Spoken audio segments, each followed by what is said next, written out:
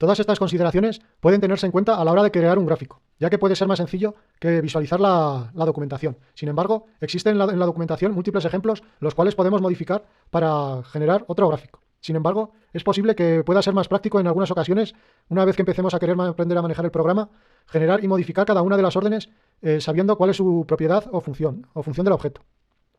Podemos observar en la documentación de Matplotlib cómo es esta, ya que en ocasiones hacemos uso del User's Guide. Este nos hace mención a que podemos utilizar los múltiples tutoriales, como por ejemplo los que ya vimos, o podemos visualizar qué es lo nuevo. Sin embargo, la documentación la podemos ver que se puede acceder en su parte inferior, al igual que los distintos ejemplos. Sin embargo, a los tutoriales podríamos acceder a través de este menú. Veamos cómo podemos ver los distintos ejemplos que vimos también en otro vídeo. Y cómo es la documentación, lo cual sería la documentación un poco más compleja. Podríamos hacer uso en formato también de la documentación en PDF.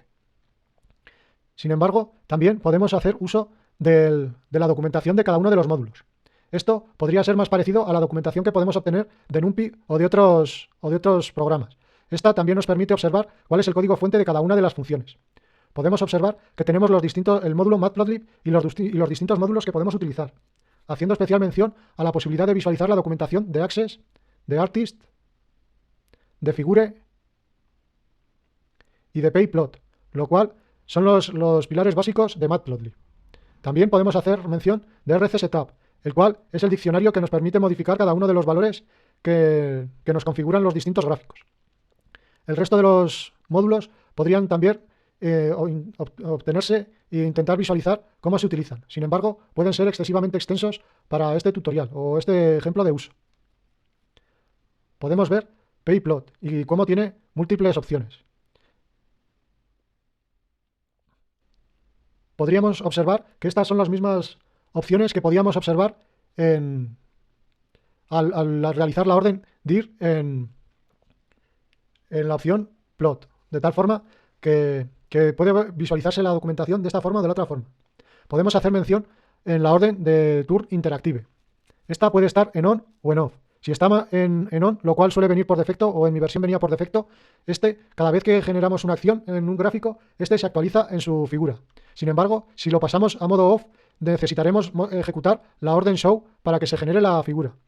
Hay que hacer también mención de que la orden imShow hace referencia a dibujar en la figura la orden raster, al igual que las opciones imSave sería para guardar la figura.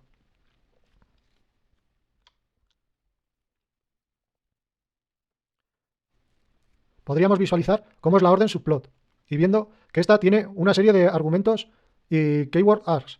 Esto, el asterisco, indica que se pueden poner o no cada uno de los argumentos, siendo estos pudiendo tener un orden tal y como van apareciendo en la descripción. También se podrían utilizar keyword args poniendo su nombre de descripción, al igual que se hace en los diccionarios, o invocándolos con la orden igual.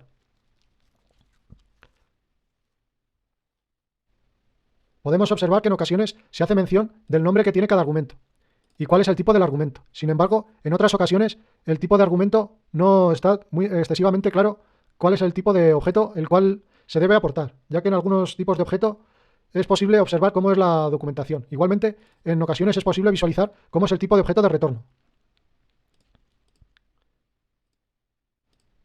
Veamos ahora otro módulo, como por ejemplo el módulo Access, el cual es posible que queramos utilizar.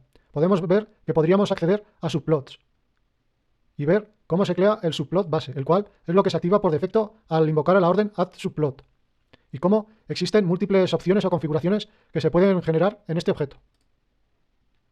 También podríamos ver cómo está desglosado cada uno de los distintos objetos, como por ejemplo los distintos access y los distintos gráficos que se podrían realizar, como por ejemplo plot, o errorbar, o el tipo scatter, o el graficar fechas, o steps, o logaritmo, de tal forma que estamos utilizando otros ejes, o semilogaritmo en el eje X o en el eje Y, o gráficos de barras, o gráficos de barras horizontales, o gráficos de eventos, o gráficos de tartas, o cualquiera de los gráficos que podemos generar.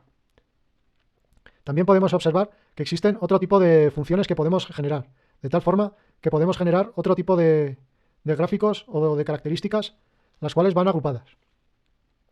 Por ejemplo, los del tipo array podríamos dibujar las distintas imágenes o fotografías que podemos cargar, al igual que de distintas imágenes que las podemos cargar y posteriormente aplicar un color. También los distintos textos y anotaciones, o las tablas, los cuales podemos observar también dónde se almacenan. Podemos observar que estos pueden ser invocados con una serie de órdenes, los cuales ya no pueden ser opcionales, sino que obligatoriamente tenemos que dar las coordenadas X, Y, la coordenada de la cadena del texto, y el resto de los keyword args podrían ser opcionales. También podemos ver que en ocasiones en la documentación aparecen los múltiples ejemplos en los cuales aparece invocada esta orden.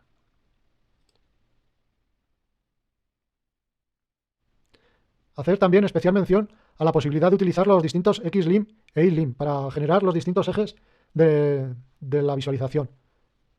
Estos axis no deben ser confundidos con los axes. Los axes es el gráfico donde están los distintos ejes. Igualmente, la leyenda, ya que esta puede ser exclusiva para cada axe. O las distintas escalas. O los distintos ratios. O los ticks and ticks labels, los cuales serían los ejes o los subejes o las submarcas que tiene cada eje, al igual que se podrían generar los distintos grids. O cómo podemos convertir unidades con Matplotlib. O cambiar las distintas posiciones de los ejes. O generar gráficos interactivos. U otras opciones que se pueden acceder o que se pueden modificar con Matplotlib. Bueno, esto como es muy extenso, lo dejo que cada cual lo visualice por su cuenta.